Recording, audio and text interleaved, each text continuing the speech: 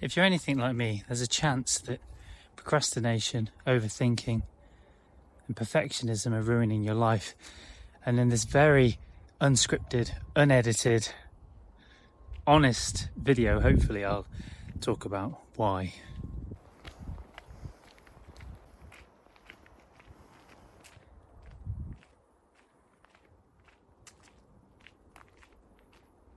So this video, and already I'm terrified because I have no script. I have a rough idea of what I want to say, but I'm going against the grain because YouTube videos, especially nowadays, are perfectly crafted, perfectly edited. And I'm going to leave pretty much everything in this video, even me walking through a gate. Struggling with the gate, wobbling the camera around, or my phone, to get over my fears of perfectionism and to prove to myself that it can be done and we can be authentic and 100% ourselves, and hopefully to whomever is watching this, the other end of the camera, that you can do it too. Whatever you're worried about, whatever you're procrastinating over, whatever your fears are, this idea of perfection is just an imaginary, illusionary, non-thing. It doesn't exist. So what is it around perfectionism? Well, I keep saying about, or talking about perfectionism and procrastination.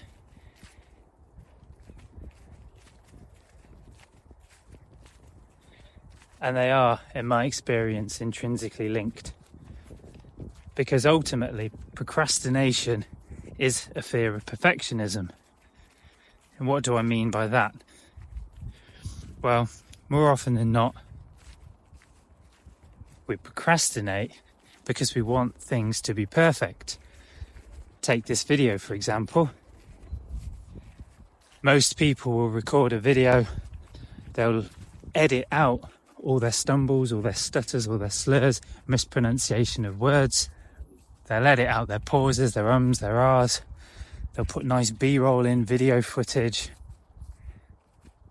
To the point where, personally, I believe that a lot of the time, a video loses its authenticity. There we go. Its authenticity. The reason why it was created. Now, I've completely lost my train of thought now. But we're keeping this in, aren't we? Because this is me showing up as me and being authentic. And I'm about to step over an electrified fence. A few volts of electricity. There is a gate, but hey, I'm going to step over the fence. I made it. There we go. I could have gone through the gate. I'm 6'1", I could just step over a little fence, can't I? So what is it that makes us procrastinate? What is this thing where we strive this is awful, isn't it? Where we strive for perfectionism. Where does it come from? Well, of course, we're a product of the media and the content we consume, and let's be honest, most of the videos, most of the footage, most of the people that we see online and in real life are mere products of themselves. They are almost characters. They don't present their true authentic selves. And why not? Because they're terrified. Because unfortunately, due to developmental trauma and things that we learned as children, many of us learnt, not on purpose, this isn't blame, but learned that we're not good enough as we are. You've all heard of the good boy, the good girl. And we learn that love is conditional. We learn that when we're well behaved, when we do as we're told, we get love and we get praise. But when we protest or when we get angry, not to say that that's okay, but it gets judged. It isn't met with the same, we don't have the same experience about when we say, no, I don't want this. it's not the same. All things aren't treated equal. And that's not to say that children shouldn't have boundaries. They absolutely should. But equally, we need to know that it's okay to have angers and to have frustrations and to have imperfections. Now, for me personally, because of my own, I was very quiet and shy, well, up until about 30. And my mum couldn't deal with that. She felt embarrassed because I struggled to say hello to strangers. So her embarrassment shamed me into who I was, which made me more and more introverted, but then equally more and more frustrated. So I learned that I wasn't okay as I was. But I also learned that when I did what my mum wanted, whatever this idea was, I got love, and that was okay.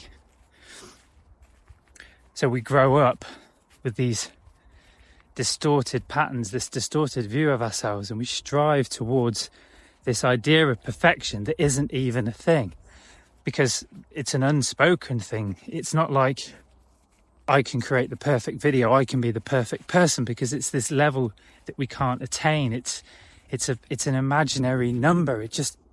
Perfection doesn't exist, is what I'm trying to say. So we have this idea of perfection in our heads, in our minds, in our body, that we can't quantify. I'm going to stay out of the sun for a second. And actually, no, I'm going to lean on this gate. I have little pipe cleaner arms, and just holding this phone it hurts, I'll be honest. Walk with me to the gate. So we have this idea of perfect in our minds. I'm looking at myself, I'm sweaty. The idea of perfection in our minds, and we can never achieve it. So if you think about a piece of work, think about something that you're procrastinating over. It might be like this: creating a video. Maybe you want to record videos on YouTube, Instagram, or some platform.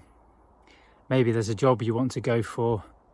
Maybe you're single and you're looking for a partner, but you have this idea that you have to be perfect, and you might not realize that that's what it is, but just sit with that and then just think, are you trying to be something that you're not, someone that you're not yet? Are you struggling with having to be the perfect person before you go for whatever it might be?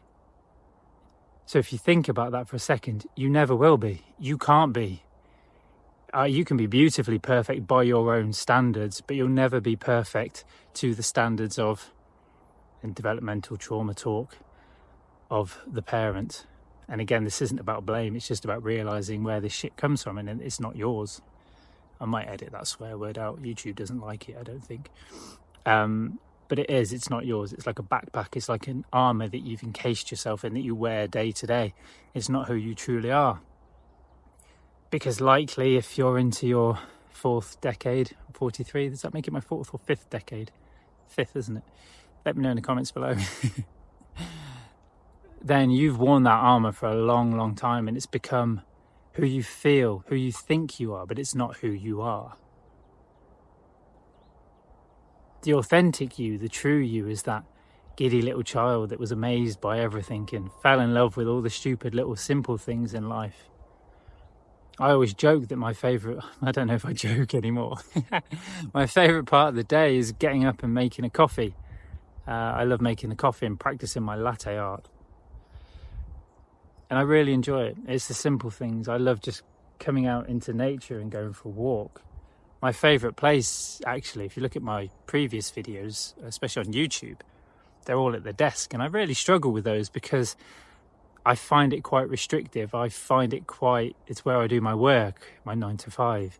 I find it challenging. I feel trapped. It almost suffocates and stifles my creativity because, for me anyway, there's an element of it should be done this way. I'm sat at my desk, so it should be edited and it should be perfect.